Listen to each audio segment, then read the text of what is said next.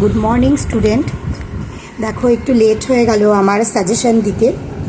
এটা class 9-এর second summative test যে পরীক্ষাটা হবে, আশা করি 1 তারিখের মধ্যে সব স্কুলেই পরীক্ষাটা হবে এবং তার সাজেশন আমি তৈরি করেছি এবং খুব গ্যারেন্টি দিয়ে আমি এইটুকুনি বলতে পারি এর বাইরে 2 মার্কস বলো, 4 মার্কস বলো, 5 মার্কস বলো, আর এর বাইরে পড়ার কোনো প্রশ্নই প্রয়োজন নেই। আর 1 মার্কসেরগুলো তোমাদের বই থেকে পড়ে যেতে হবে।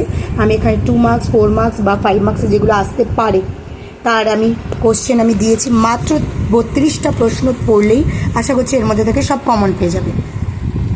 সবার প্রথম জোলভেরাইন কি, ইউরোপের রুগ্ন মানুষ কোন দেশকে বলা হয় এবং কেন, এমস টেলিগ্রাম কি, লুডাইট দাঙ্গা কি, এপ্রিল থিসিস কি, ফ্যাক্টরি প্রথা কি, ঘেটো কি, কেরেনেস্কি সরকারের পতনের কারণ, ফেব্রুয়ারি বিপ্লবের তাৎপর্য কি, জুলাই বিপ্লবের কারণ কি, ভারতবর্ষকে ব্রিটিশ সাম্রাজ্যের রত্ন বলা হয় কেন, কার্লসবার্গ ডিগ্রি কেন চালু হয়, কে চালু করেন, ইটালির ঐক্য আন্দোলনে মৎসিনির ভূমিকা কী, ক্রিমিয়ার যুদ্ধের কারণ।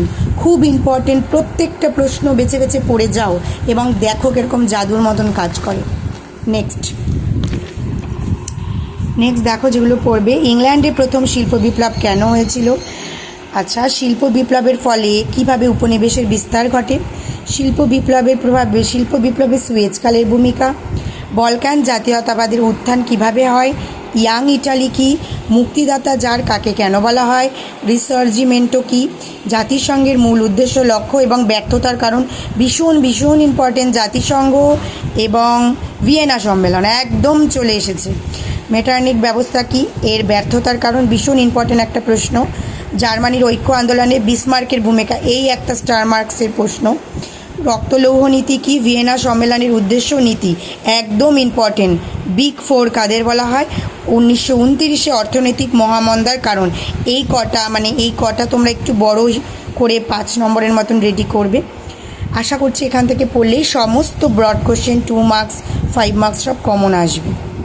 চ্যানেলটি ভালো লেগে থাকলে অবশ্যই কমেন্টস করবে। আর এরপরে আসছে তোমাদের জিওগ্রাফির যে সাজেশন, এর পরেই আমি দেবো।